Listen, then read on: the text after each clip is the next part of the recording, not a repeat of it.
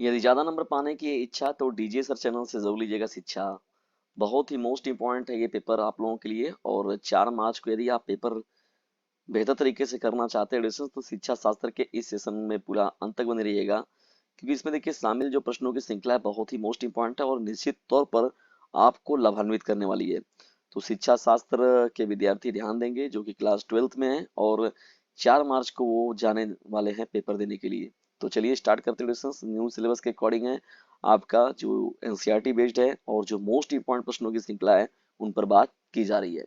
पहला देखिए प्रश्न क्या है, पूर्व प्राथमिक शिक्षा के 2 उद्देश्य बताइए। देखिए पूर्व प्राथमिक शिक्षा के क्या क्या उद्देश्य हैं एडिशंस, देखा जाए इस पर। चलिए पहला पॉइंट देखिए क्या हो जाएगा, बालकों को स्वास्थ्यवर्धक वातावरण जैसे खुली जगह, शुद्ध हवा, प्रकाश आदि उपलब्ध कराना, जिससे उनका शारीरिक अंग जो है संचालन व पेशी समन्वय का विकास हो सके। देखिए पूर्व प्राथमिक शिक्षा के 2 उद्देश्य क्या हैं। तो पहला क्या हो जाएगा, बालकों को स्वास्थ्यवर्धक वातावरण जैसी व्यवस्था करना जिसमें वो शुद्ध हवा पानी उनको मिल सके, ठीक है डिस्टेंस, और वो जीवन में जो है सही मायनों में अपने विकास को कर सके। दूसरा देखिए महत्वपूर्ण पॉइंट क्या हो जाएगा इसमें, बालकों में स्वास्थ्य संबंधित अच्छी आदतें। देखिए बालकों में स्वास्थ्य संबंधित अच्छी आदतें जैसे शौचालय जाना, देखिए डिस्टेंस, स्नान करना, साफ रहना, और साथ ही साथ भोजन करना आदि का विकास करना, ये भी पूर्व प्राथमिक शिक्षा का उद्देश्य होता है, ठीक है ना। बच्चे के अंदर जो बेसिक चीजें हैं, जरूरत की चीजें हैं, जो कामों को वो कर सकता है थोड़ा बहुत, यदि सपोर्ट दिया जाए उसको, तो उन सभी चीजों के लिए, उन सभी कामों के लिए उसको प्रेरित करना भी क्या होता है, ये क्या होता है, पूर्व प्राथमिक शिक्षा का सबसे बड़ा उद्देश्य होता है। देखिए शुरू में क्या होते हैं बच्चे एडिशंस, कभी स्कूल में जब जाते हैं विद्यालय में, तो वो यही सभी चीजों को सीखते हैं। कम से कम उठना बैठना सही तरीके से, जो शौच अपने से कर सके, वो स्नान कर सके, साफ रहने का महत्व समझ सके, भोजन खुद से कर सके, तो ये पूर्व प्राथमिक शिक्षा का ये बहुत बड़ा उद्देश्य है, ठीक है। चलिए देखते हैं यहाँ पर मोडेशंस क्वेश्चन नंबर सेकंड की ओर। देखिए दूसरा प्रश्न क्या है, किंडरगार्टन प्रणाली के 2 खेल लिखिए। देखिए किंडरगार्टन प्रणाली बहुत महत्वपूर्ण है, और ये इस प्रणाली के अंतर्गत महत्वपूर्ण रूप से देखा जाए तो प्ले ग्रुप के जो बच्चे थे उनके अंदर ज्ञान का प्रसार करने का ये बहुत महत्वपूर्ण विधि था, जिसे कि इसका नाम किंडर गार्डन प्रणाली रखा गया था, ठीक है। 2 खेलों के बारे में बात किया जाए तो देखिए पहला पॉइंट क्या हो जाएगा, मनोरंजन एवं रचनात्मक खेल। क्या हो जाएगा पहला, मनोरंजन एवं रचनात्मक खेल। जैसे क्या करना, दौड़ना, घूमना, झूला झूलना, ये सभी जो है देखिए एक महत्वपूर्ण कार्य हो गया। यानी मनोरंजन एवं रचनात्मक खेल में पहला क्या हो जाएगा, ये चीजें हो जाएंगी, मनोरंजन एवं रचनात्मक खेल। दौड़ रहे हैं, घूम रहे हैं, खेल रहे हैं, झूल रहे हैं ना, झुलुआ वगैरह, तो ये चीज हो गया पहला। दूसरा देखिए क्या हो गया, कल्पना शक्ति का विकास करने वाले खेल, ठीक है ना। कल्पना शक्ति उन सभी बच्चों की बढ़ सके, तो उससे रिलेटेड जो विकास करने वाले जो महत्वपूर्ण रूप से खेल होते हैं उनकी बात की जा रही है। और उपहारों के द्वारा नाना प्रकार की आकृतियों का निर्माण करना, ये भी देखिए बहुत बड़ा उद्देश्य होता है किंडरगार्टन प्रणाली का। कल्पना शक्ति का विकास करने वाले खेल, उपकरणों उपहारों के द्वारा नाना प्रकार की आकृतियों का निर्माण करना, ये सभी जो होता है किंडरगार्टन प्रणाली के महत्वपूर्ण रूप से खेल होते हैं। चलिए बढ़ते हम लोग आगे। यहाँ पर देखिए किंडरगार्टन, इसकी दोष क्या है, ये भी बहुत ही महत्वपूर्ण पॉइंट है। किंडरगार्टन प्रणाली के दोष क्या है, 3 दोष बताइए। पहला देखिए यहाँ पर क्या है, अस्पष्ट है ये, और साथ ही साथ रहस्यमयी सिद्धांत है। अस्पष्ट रहस्यमयी सिद्धांत है, ये बहुत बड़ा दोष है किंडरगार्टन प्रणाली का। बच्चे किस प्रकार सीखेंगे, कैसे सीखेंगे, ये पता भी नहीं चलता, और वो सीख भी जाते हैं तो आखिर क्या रहस्य है इसके पीछे, इसका देखिए ये एक दोष के रूप में है। दूसरा देखिए महत्वपूर्ण क्या है, सीमित स्वतंत्रता है। यानी इसमें स्वतंत्रता जो दी जाती है उसमें सीमित स्वतंत्रता की बात की गई है, ठीक है। तीसरा देखिए क्या हो जाएगा, मोस्ट इंपॉर्टेंट यहाँ पर आपका व्यक्तित्व के विकास पर व्यवधान। व्यक्तित्व के विकास पर व्यवधान भी देखने को मिलता है इस प्रणाली के अंतर्गत, ठीक है ना। चलिए बढ़ते हैं आगे। यहाँ पर देखिए किंडरगार्टन प्रणाली का अगर देखा जाए तो 2 गुण बताइए। तो किंडरगार्टन गार्डन प्रणाली देखिए बहुत महत्वपूर्ण, ये पूछता जरूर है प्रश्न ना। किंडरगार्टन प्रणाली के 2 गुण कौन कौन से हैं। देखिए पहला पॉइंट क्या हो जाएगा, यह शिक्षक मित्र व पथ प्रदर्शक है। यानी किंडरगार्टन प्रणाली जो है ये शिक्षक के रूप में भी काम करता है, मित्र के रूप में भी काम करता है, और साथ ही साथ पथ प्रदर्शक के रूप में भी सपोर्ट करता है। दूसरा देखिए महत्वपूर्ण पॉइंट क्या हो जाएगा इसमें, आधुनिक शिक्षा का ये आधार होता है। देखिए बहुत महत्वपूर्ण है। यानी आधुनिक शिक्षा के आधार के रूप में जो है खेल प्रणाली लाई गई, कि बच्चों को खेल खेल में कैसे सिखाया जाए, तो उसका देखिए ये सबसे बड़ा आधार उभर कर सामने आया है। तीसरा देखिए महत्वपूर्ण पॉइंट क्या हो जाएगा, आत्मक्रिया का प्रशिक्षण है। क्या है ये, आत्मक्रिया का प्रशिक्षण होता है। कौन, किंडरगार्टन प्रणाली जो होता है।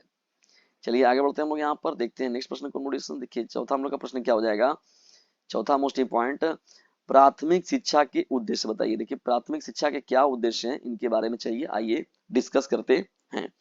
प्राथमिक शिक्षा का देखिए कई ठो मूल्य हैं, आइए मूल्यों में देखा जाए। पहला देखिए महत्वपूर्ण मूल्य क्या हो जाएगा प्राथमिक शिक्षा का, मानवीय मूल्यों का ज्ञान प्रदान करना।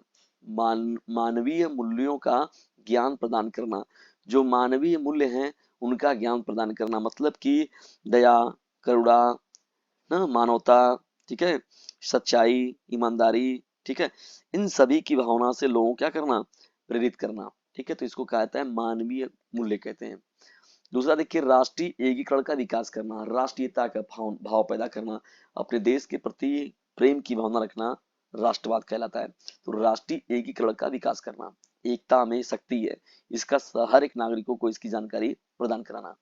तीसरा देखिए क्या है, वैज्ञानिक दृष्टिकोण का विकास करना। देखिए दृष्टिकोण एक संपन्न दृष्टिकोण हो, किसी भी बातों को, किसी विचारों पर, किसी भी तथ्य पर अगर विचार रख रहे हैं तो उसका एक सही दृष्टिकोण सही मायने में होना चाहिए। नेक्स्ट पॉइंट के मुझे बढ़ते हैं। देखिए प्राथमिक शिक्षा के उद्देश्य में वातावरण में सीखने की योग्यता का विकास करना भी जो होता है प्राथमिक शिक्षा के उद्देश्य में ही बात की जाती है। देखिए प्राथमिक शिक्षा का क्या अर्थ है, प्राथमिक शिक्षा के क्या अर्थ हैं, आइए चलिए इन पर बात करते हैं। देखिए प्राथमिक शिक्षा की बात हो रही है तो प्राथमिक शिक्षा का अर्थ क्या होता है।